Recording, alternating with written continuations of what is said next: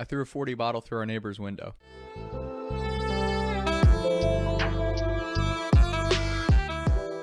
Senior year of college, it's a weekend in the wintertime, February. We had a Valentine's date party at our house. Me and my buddies were super excited about living in a party house for our senior year. We were in between two other party houses, which at first we were excited about. Joint parties, when the cops came, noise disturbances, complaints for stuff would go to the outside houses versus the house kind of tucked in, hidden in the middle. We had a long year with our neighbors. It was two other fraternities. On one side was Pike. If anyone knows BGSU Pike, I don't need to say anything else. If you don't, just look up BGSU Pike. Anyway, they were on one side, and the other side was this fraternity called Fiji.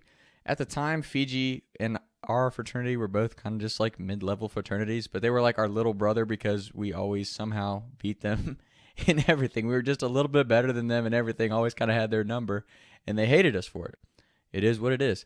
We had invited them to try to do a couple joint parties together. Both houses were not interested. So whatever, fine, we rolled with it. Later in the year, we had some incidences with them. One time we came back from spring break and there was just like a small lake in our yard. Someone from the Fiji house had clearly ripped the fence down, turned on our faucet, and our spigot was just running. So we had to call, get our water bill adjusted because of that. Another time, the other neighbors, which is a story for another time, but the Pikes hit my car.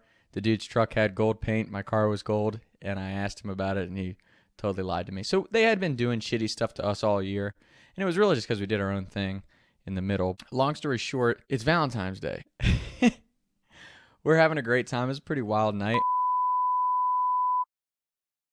At one point, me and my buddy, we're going to call him Mike, we went out back to take a piss. Well, I had just kind of had it with our neighbors and all the shit they had been doing to us all year. So I said to Mike, man, fuck them. Let's go piss in these guys' gas cans.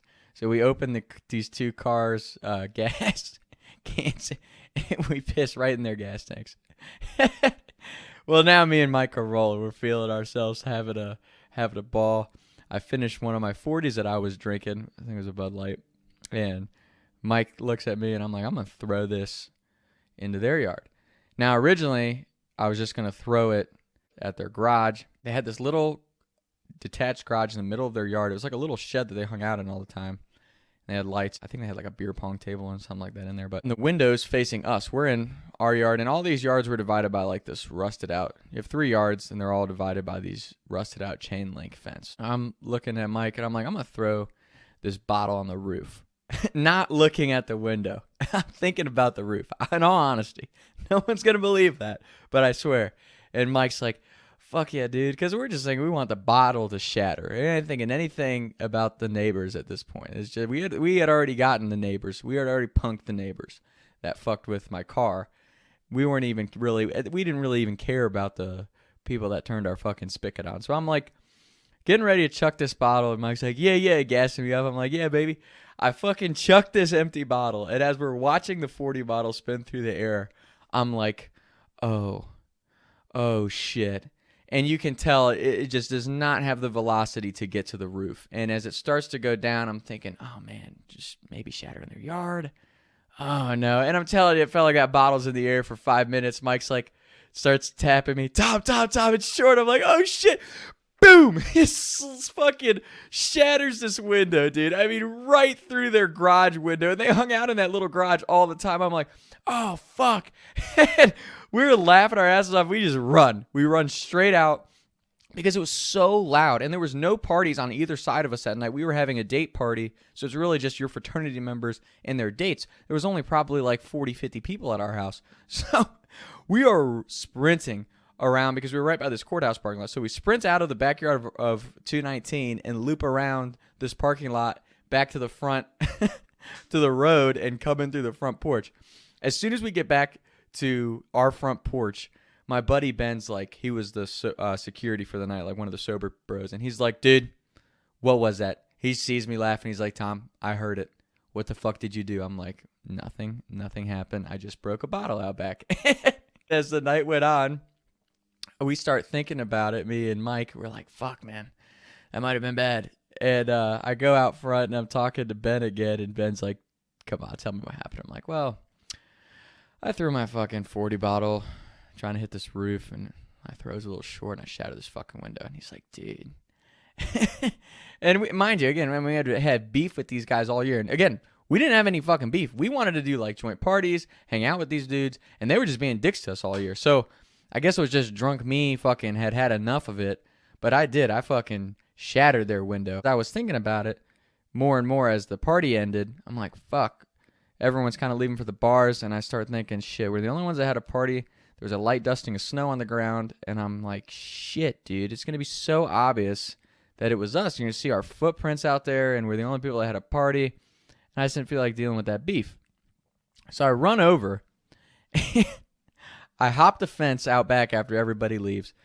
I'm looking into their shed or garage, whatever it was, and I find my 40 bottle. Didn't break. Talk about a well-made 40 bottle. Shout out Bud Light. The bottle did not break because, the garage wasn't unlocked or wasn't locked. So I go in, take the 40 bottle, come out, shut the door, I kick my, I kick my footprints around, leave their yard, and never said a word about it except to my roommates and a couple of my buddies in the fraternity. The next day we wake up and I'm taking trash out back from our party, and all of our 4 guys that lived at the house next to us looking at the window, just baffled at like how it shattered. There's no trace of anything that broke it. They were just so confused. They didn't even ask us about it. That's how well I covered my tracks on that one. But God, that shit felt good. And I had a couple other stories about our neighbors I'll save for another time. But that's one thing I would say to all the fraternity or party house kids in college. Like, just fucking be cool with your neighbors.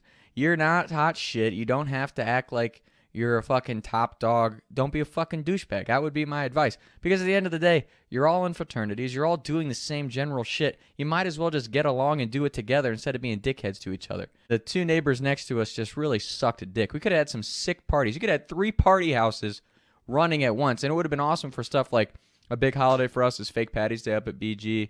Christmas party, Halloween. Could have been awesome parties, but they were just so fucking ego-blown dickheads that they weren't interested in hanging out. They were too cool to hang out with us.